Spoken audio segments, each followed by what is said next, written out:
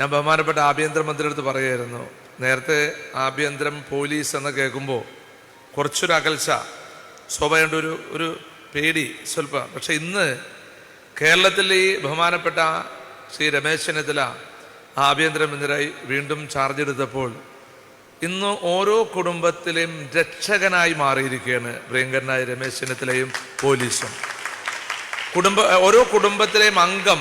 കാരണം കേരളത്തിലെ ആഭ്യന്തര വകുപ്പ് എൻ്റെ കുടുംബത്തിൽ ഒരു രക്ഷകനാണ് എന്നൊരു രീതിയിൽ പോലീസ് സേന ഞങ്ങളുടെ രക്ഷകനായെന്നൊരു ഫീലിംഗ് ഇന്ന് ബഹുമാനപ്പെട്ട മന്ത്രി സൂചിപ്പിച്ചു. കുടുംബാംഗങ്ങൾ അല്ലെങ്കിൽ രക്ഷിതാക്കളാണ്, മാതാപിതാക്കളാണ് ഞങ്ങളെ ഉൾപ്പെടെയുള്ള ജനപ്രതിനിധി, മന്ത്രി ഉൾപ്പെടെയുള്ള ആളുകൾ വിളിച്ചിട്ട് പല കുടുംബത്തിലും ഈ ചില അവസ്ഥകളുണ്ട്. ആരും പുറത്ത് പറയാതെ വിങ്ങിപ്പൊട്ടുകയായിരുന്നു. അവരുടെ മക്കള്, ആൺകുട്ടിയായാലും പെൺകുട്ടിയായാലും ഇങ്ങനെയുള്ള കാര്യങ്ങൾ ചെന്ന് പെട്ട് എന്താ പറഞ്ഞ അത്രമാസം ഒരു ഞെരുക്കത്തിലായിരുന്നു. അവിടെയാണ് ഒരു ആശ്വാസ കരങ്ങളുമായി കേരളത്തിലെ പോലീസ് വന്നിരിക്കുന്നത്. പ്രിയപ്പെട്ടവരെ, ഇവിടെ സൂചിപ്പിച്ചു മിഠായി. ചില ആളുകൾ വന്നു പറയും, ഒന്ന് നമ്മുടെ നാടൻ ഭാഷ ഒന്ന് നോക്കടി, ഒന്ന് രുചിച്ച് നോക്കടി, അല്ല രുചിച്ച് നോക്കടാ എന്നൊക്കെ പറഞ്ഞ് നമ്മുടെ അടുത്ത് സമീപിക്കും. അപ്പോൾ ഒന്ന് രുചിച്ചു നോക്കുമ്പോൾ അപ്പോൾ എന്താണ്, ഒരു രസമുണ്ടാവും. പക്ഷെ ആ രസം ഏറിയാൽ ഒരു മാസം. പക്ഷേ ആ ഒരു മാസത്തെ രസത്തിനും ആ ഒരു മാസത്തെ ലഹരിക്കും നിങ്ങളുടെ ജീവിതമാണ് പ്രിയപ്പെട്ടവരെ ഇന്ന് കൊടുക്കുന്നത്. നിങ്ങളുടെ അല്ല, ഓരോ ചെറുപ്പക്കാരായാലും ഓരോ ചെറുപ്പക്കാരികളായാലും പുതിയ തലമുറ നശിച്ചാൽ രാജ്യം തന്നെ നശിക്കുന്നത്. പണ്ടൊക്കെ യുദ്ധങ്ങളാണ് ഉണ്ടാകുന്നത്, അല്ലേ? പണ്ടൊക്കെ യുദ്ധങ്ങളാണ് ഉണ്ടാകുന്നത് ഓരോ രാജ്യത്തെ നശിപ്പിക്കാൻ. ഇന്ന് അത് വേണ്ട.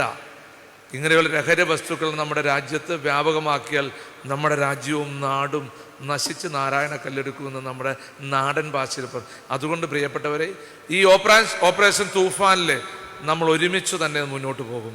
അവിടെ ഒരുപക്ഷെ ഓർക്കും, എൻ്റെ കുടുംബം അതിലില്ല എന്ന്, പിന്നെന്തിനാ ഞാൻ ചെയ്യണമെന്ന് ചിന്തിക്കും നിങ്ങൾ രക്ഷിതാക്കൾ, അല്ല നമ്മൾ ഓരോരുത്തരും. പക്ഷെ ഞാൻ പറയുന്നു, ഇത് ശ്രദ്ധിച്ചില്ലെങ്കിൽ നാളെ എൻ്റെയും നിങ്ങളുടെയും മക്കളല്ലെങ്കിൽ കൊച്ചുമക്കൾ ഈ വലിയ അപകടത്തിലേക്ക് ചെന്ന് ചാടും. അതുകൊണ്ട് ഈ ഓപ്പറേഷൻ തുഫാനുമായി നമുക്ക് ഒരുമിച്ച് മുന്നേറാം. ഇന്ന് അതിൻ്റെ ഭാഗമായിട്ടുള്ള ഒരു സിസ്റ്റത്തിലേക്ക് ഇപ്പോൾ വന്നിരിക്കുക, റിഹാബിലിറ്റേഷൻ. അവരെ സംരക്ഷിക്കുക. അതിന് 90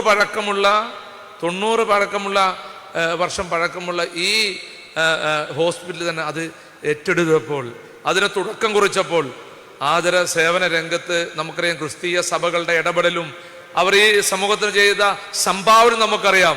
ഒരു പള്ളിക്കൊരു പള്ളിക്കൂടം എന്ന് പറയുന്ന പോലെ ഈ എല്ലായിടത്തും ആരോഗ്യ കേന്ദ്രങ്ങൾ പണിത് പാവങ്ങൾക്ക് ചികിത്സക്ക് അത്താണിയായ ഈ LF ഹോസ്പിറ്റൽ, ബഹുമാനപ്പെട്ട ആഭ്യന്തരമന്ത്രി 1970 ഇതിലെ LF ഹോസ്പിറ്റൽ വന്നപ്പോൾ ഞാനൊന്നും ജനിച്ചിട്ടില്ല അന്ന് അദ്ദേഹം വന്ന് പറഞ്ഞ കാര്യം ഓർത്തിരുന്നെന്ന് പറഞ്ഞപ്പോൾ അദ്ദേഹത്തിൻ്റെ പിതാവിനെ കൊണ്ടുവന്നപ്പോൾ കണ്ണാശുപത്രി അല്ലെങ്കിൽ വിഷചികിത്സ എന്ന് വെച്ചാൽ അത് അപ്പം നമ്മുടെ മനസ്സിലേക്ക് ഓടുന്ന ടോണി ഫെർണാണ്ടസ് ഡോക്ടറെയും അതുപോലെ മറ്റുള്ള ഈ ഹോസ്പിറ്റലിലാണ് വരുന്നത്.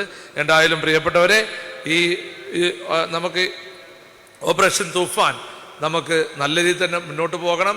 അതിന് ഈ ഹോസ്പിറ്റലിലെ സഹകരണത്തിനും നമുക്ക് കൈകോർത്ത്, ഇവിടെ ജാതിക്കോ മതക്കോ രാഷ്ട്രീയത്തിനപ്പുറമാണ് ഇതിൻ്റെ മുന്നേറ്റം.